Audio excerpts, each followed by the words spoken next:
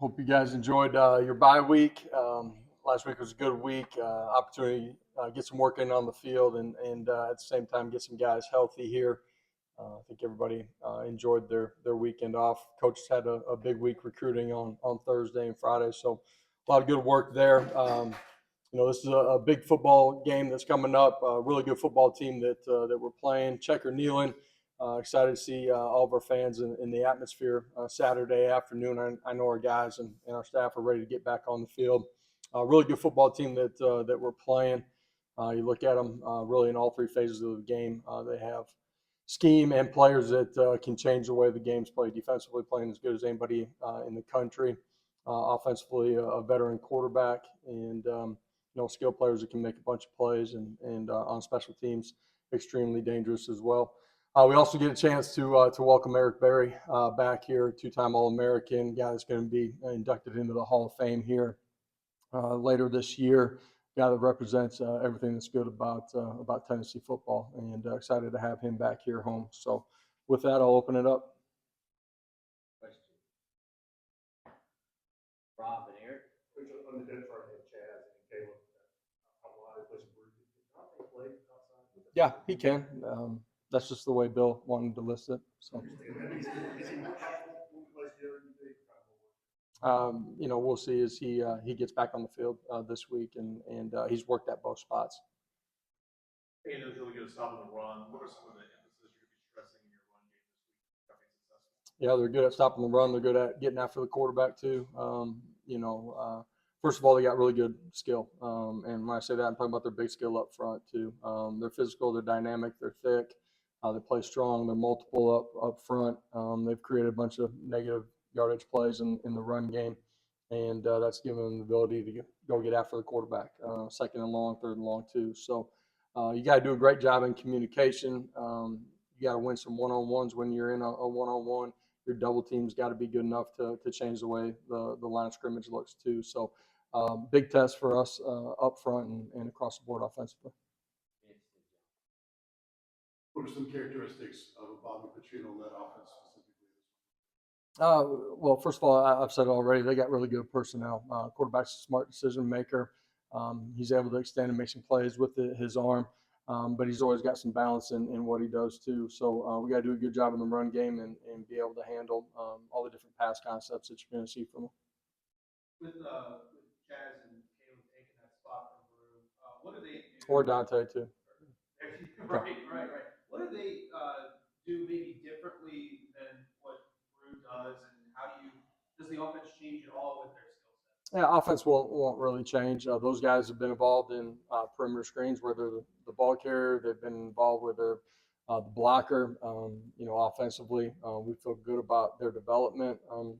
They got to practice well, prepare well, and get themselves in a position to go play well. We certainly expect that from them, and I know they're excited about the opportunity. Same position as that wide receiver. Do you feel like you can go into the game knowing you're going to use two or three of those guys? Do you think it'll become more evident in the game which one fits best? I expect all of them to play at a high level. We're going to need all of those guys. That'll be through the course of Saturday, but also throughout the course of the season. So I expect to see all those guys. Do you think all three will actually play with the number one offense? When you talk about all three, Dante, Caleb. I anticipate Dante again. We're on the grass today, and we'll see how the week unfolds. But absolutely anticipate seeing all those guys play on Saturday.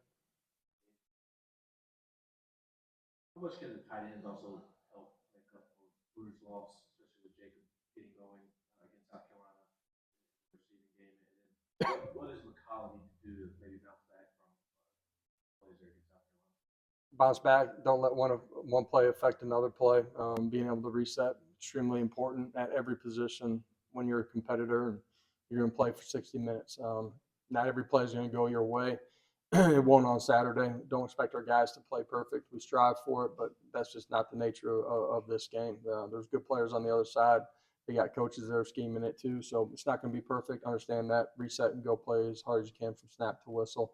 Callie will do that, man. He's a really good player. So The tight ends, yeah, they'll be a part of what we do in the passing game. Need them to continue to come on. They've created some big plays that we're close on too with them. So they'll be a factor in the game.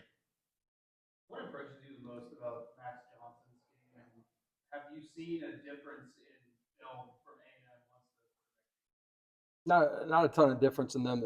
Both of them were able to extend and make plays. I don't think they philosophically have changed what they're doing.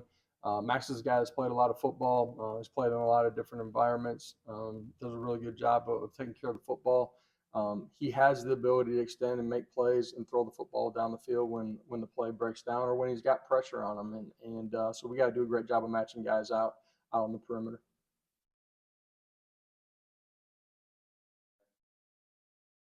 Obviously, early in the season, relatively early, Jacob Warren's on pace to be more than he did last season in terms of just physical production. How much, if any, different is he as a player? How much has he changed since last year, or is that just the ball finding him more? Sometimes it can just be the ball finding him based on the coverages that you're seeing. But I also think Jacobs developed as a dynamic leader for us on the offensive side of the football. He's had continued physical development, which has allowed him to play his best football that he has up until now. Fundamentally, that's in the pass game, but it's also what he's doing inside of the core, too, in the run game. He's been really good.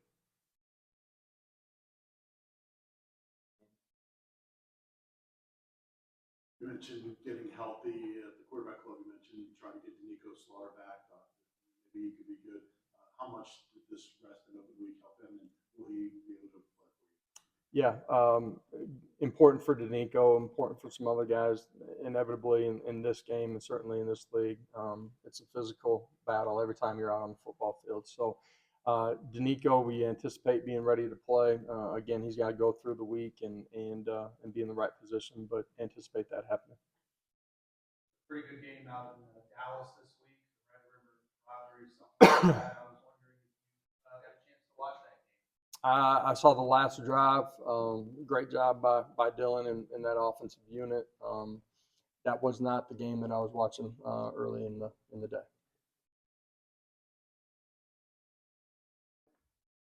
Thank you, Coach. All right, awesome.